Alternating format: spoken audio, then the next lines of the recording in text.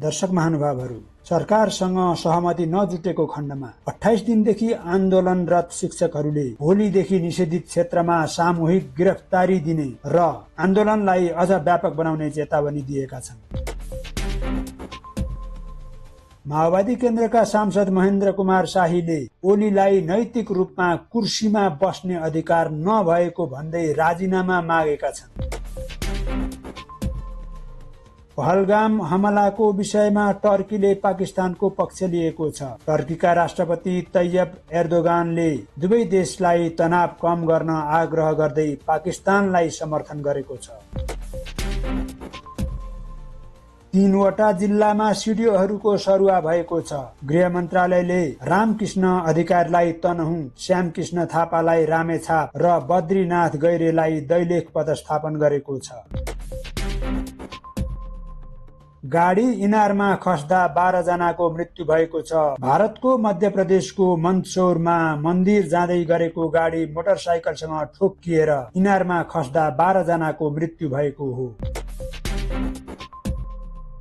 सोमबार स्पेन, पोर्चुगल र फ्रान्समा अचानक विद्युत आपूर्ति बन्द हुँदा युरोपका धेरै देशहरूमा अन्धकार छाएको थियो। यसले गर्दा पानी आपूर्ति, लिफ्ट, सडक ट्राफिक, बैंक, हवाई सेवा, मेट्रो सेवा जस्ता सबै क्षेत्रहरू ठप्प भएका थिए। म्याड्रिडदेखि लिस्बनसम्म करोडौं मानिसहरू त्रसित भएका थिए।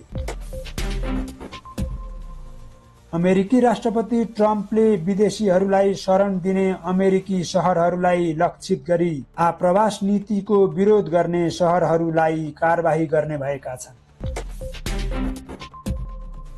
9 वर्षीय बालिकालाई बलात्कार गरी 2072 मा फरार रहेका ओखलढुङ्गा घर भई आरुबारी बस्ने काले तामाङ 10 वर्षपछि अपराध स्वीकार गर्दै प्रहरी वृत्त बौद्धमा उपस्थित भएका छन्।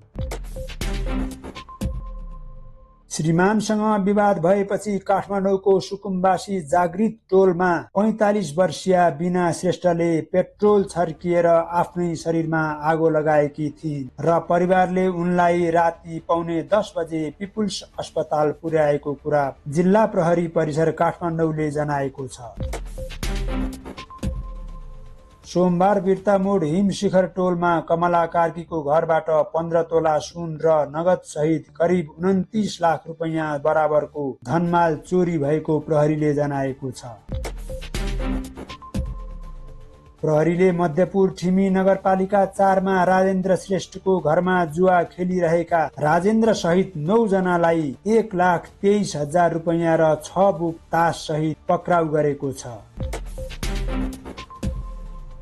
प्रमुख सचेतक मेटमणि चौधरीले सरकारले शिक्षकका माग सम्बोधन नगरे सिंहदरबार र बालुवाटारबाट भाग्नु पर्ने चेतावनी दिँदै यथाशीघ्र शिक्षा ऐन ल्याउन माग गरेका छन्। नारायण बुटवल सडकको दाउन्ने खण्डमा सडक विस्तारका लागि आगामी वैशाख 31 गतेसम्म सवारी आवागमन बन्द गरी निर्माण कार्यलाई तीव्रता दिइने भएको छ। नोबेल शान्ति पुरस्कार विजेता आङ सान सुकीको याङ्गुन स्थित 12 करोड 80 लाख डलरको बंगला लिलामी गर्न म्यानमारका अधिकारीहरूले गरेको चौथो प्रयासमा एउटा पनि बोलपत्र नपरेपछि लिलामी असफल भएको छ। बढ्दो सवारी दुर्घटनालाई मध्यनजर गर्दै गुलेरिया नगरपालिकाले सडकमा चल्ने सवारी साधनको नम्बर प्लेट रिड गर्न र फोटो खिच्न सक्ने अत्याधुनिक सीसी क्यामेरा जडान गरेको छ।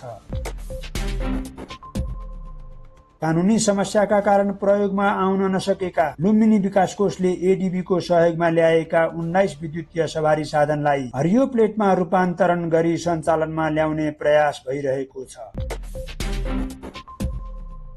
उच्च गतिको इन्टरनेट प्रदान गर्न 3200 भन्दा बढी सेटेलाइट प्रक्षेपण गर्ने योजना सहित अमेजोनले आफ्नो पहिलो इन्टरनेट सेटेलाइट प्रोजेक्ट कुइपर प्रक्षेपण गरेको छ। अमेजोनको यो प्रोजेक्टले इलोन मस्कको स्पेस एक्स प्रोजेक्टसँग प्रतिस्पर्धा गर्नेछ।